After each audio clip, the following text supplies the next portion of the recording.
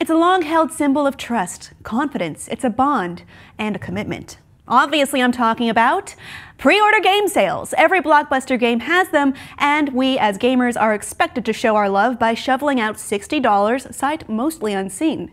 But we shouldn't. I'm here to tell you, stop pre-ordering games. We saw the weird Assassin's Creed Unity launch bugs. Call of Duty Advanced Warfare was nearly unplayable on PC until recently, not to mention this vague threat from Activision about posting bugs on YouTube.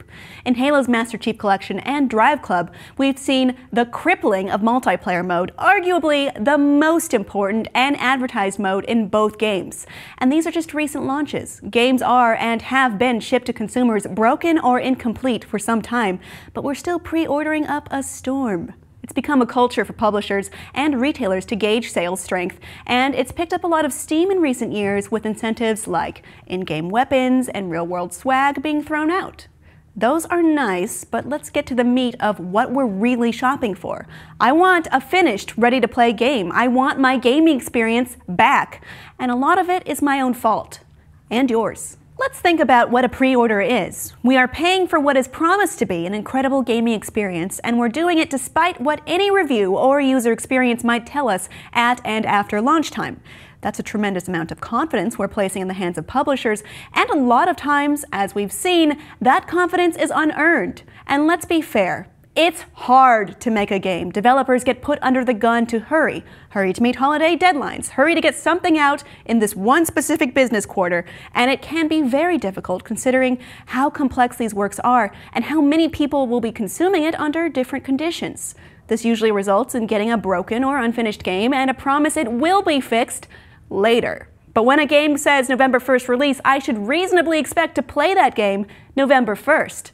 If I were buying literally any other product, an electronic, an appliance, furniture, it would be completely unacceptable if those things didn't work the way they were promised to work right away. We've grown accustomed to putting up with it, and we hand over pre-order blind trust money again and again, over and over. Why? Really, is there any concrete reason why? When pre-orders first started popping up maybe a decade ago, there was a good reason: demand. A GameStop or Best Buy could literally run out of the new Grand Theft Auto or Super Smash Bros. And we'd all be SOL until a new shipment comes in. But that almost never happens now. Stores generally have plenty of stock for several days after release date, and there's always the digital option. But as I said, a pre-order says much more than you might think at surface. It says, I have faith in you based on the marketing I've seen. This signals that publishers should maybe put more money and attention in marketing than QA. It means that you trust them based on that factor enough that anything else is less important. You've signaled your intent to not read reviews, to not heed warnings, to not ask for all the variously sprinkled extra content that should be in the game and is instead parsed out as various pre-order incentives, and most importantly, you've signaled that you will just take whatever they elect to give you. You want a broken game, consumers? Yes, give us your unfinished lies, publisher. We're throwing our money at you.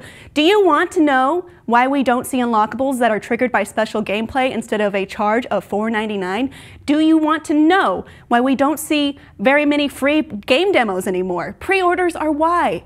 Telling publishers you'll accept anything and don't need to be convinced to buy is why. The best way to stop this in a way that isn't completely self-defeating is to resist the free extra map. Resist the free poster and stop pre-ordering. What's the ironic slogan? Power to the players.